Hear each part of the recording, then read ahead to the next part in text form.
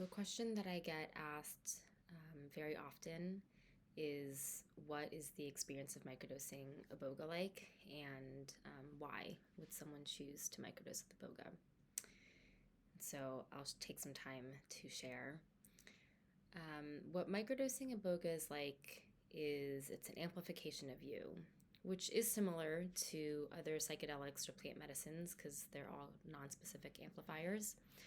The unique thing about Iboga is the primary mode of action in which it starts to work with you, which is through the mind, through amplifying your specific neuroreceptor sequences, your thought patterns, your behavioral patterns, the looping, um, the personality scaffolding that you think is you, these specific set of sequences and behaviors that have most likely been created, at least the most entrenched ones, from the times that you were young, your developmental years, 0 to 7, in times where perhaps there was trauma or fear, terror, anger, shame, these really big emotions that were most likely so overwhelming at that time that, again, we develop these certain behaviors in order to move through that time.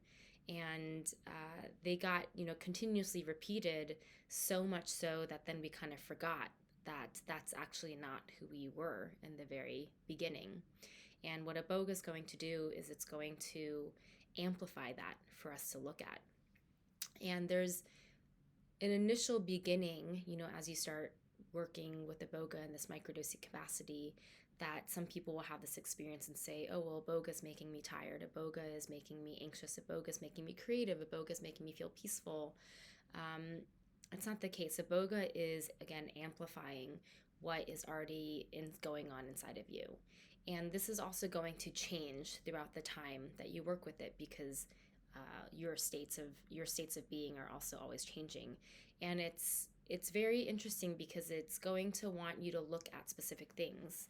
It's almost like it's taking your hand that's holding this flashlight of awareness, and it's helping to direct where that awareness is looking at. And there's a beginning point in which it's amplifying or exaggerating these aspects of you, and so you almost just feel more like you, until at one point it crosses over that threshold of awareness, from going from a place of being blended with it to then being able to see it out in front of you. And then you're able to say, oh, wow, interesting, like look at this reaction. And it's interesting because it's a root bark. It's the second layer of a shrub called Tabernath Iboga. It's the roots of it that go down into the soil. And that's what it's going to do. It's going to want to take you down to the roots of where these patterns came from. And it's also a dissociative, so it helps to give one of these trademark experiences that people have when microdosing, which is having this pause between the stimulus and the effect. And there's that famous Viktor Frankl quote that, in summary, is within that pause is where we find liberation. And that's what it's going to do. It's going to bring our awareness back to aspects that are perhaps sitting in our unconscious or consciousness. It's going to bring that back up and cross the threshold into our awareness, give us the space to look at it, because typically, if someone were to point out a deep trigger, that would probably set off a series of responses for good reason. But with the spaciousness now, you're more capable of sitting into that seat of the observer, of the witness, and you're just able to watch. And perhaps the first time you become aware, you still go on and do the same responses that you're used to doing.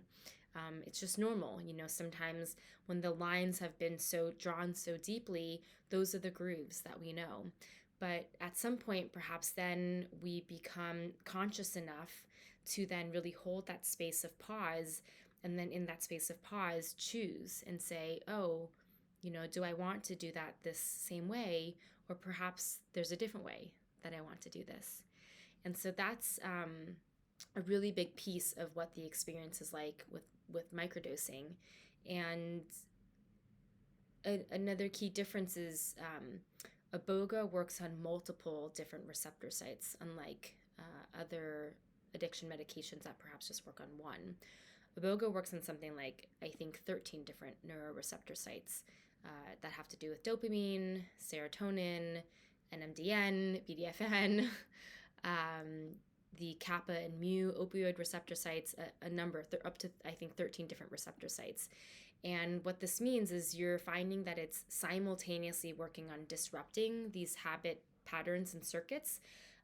They help to then normalize the dopamine, which has to do with the experience with withdrawal. And then it's also helping to promote neural growth. In fMRIs, what they have seen with flood doses, which is the much larger doses, the 30-hour journeys, very long journeys, what they see, though, is that there's a creation of more white matter in the brain, which has to do, that's the myelin sheathing around the nerve axons, and that has to do with basically all of your communication infrastructure. It's how fast is the brain sending signals, how smooth is the thinking, what is the coordination between things like sensation and feeling and thoughts. The white matter helps us to do emotional regulation. It helps us, it impacts our attention, it impacts our memory retrieval, it impacts our decision making, all of this that then builds into our sense of self. And so as there's new white matter being created, not only is it bringing us down to the root and giving us access to things that it wants us to look at, it's giving us the spaciousness to be with that, to really create the space so that we can do the healing work that it needs, the repair work. And then it's supporting new behaviors, new thought patterns, new formulations of what the self is.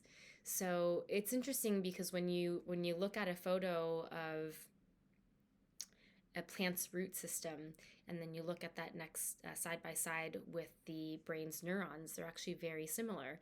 It's like as the roots go down and they create finer and finer roots, the brain's neurons go into dendrites into axons, or is it axons into dendrites? And both of them have to do with bringing information, taking in signals, processing those signals, and then sending out information, and resources. And this is what Iboga is doing. It's helping, it really likes to create a very, very solid foundation. And it's paradoxical in some senses because it likes to move quite slowly, but at the same time, because the awareness goes so deep to that moment of why this happened. Oftentimes, again, another trademark sometimes that people have are these aha moments where they will be going about their day, which is the cool thing about microdosing. You're going on throughout the day, but you're having this helpful lens, this consciousness of a master plant to help you to see the things that they're able to see. But you are getting this insight, this aha of like, whoa, some people will say, they're like, I had this memory from 20 years ago that had nothing to do with their work behavior, and yet something that happened 20 years ago eventually is manifesting now in some tendency that they have at work. So they're connecting all of that together and then helping to support different behavior and change. So that is just a snapshot, kind of high level, on what is microdosing Iboga like and why many people have found it to be extremely beneficial.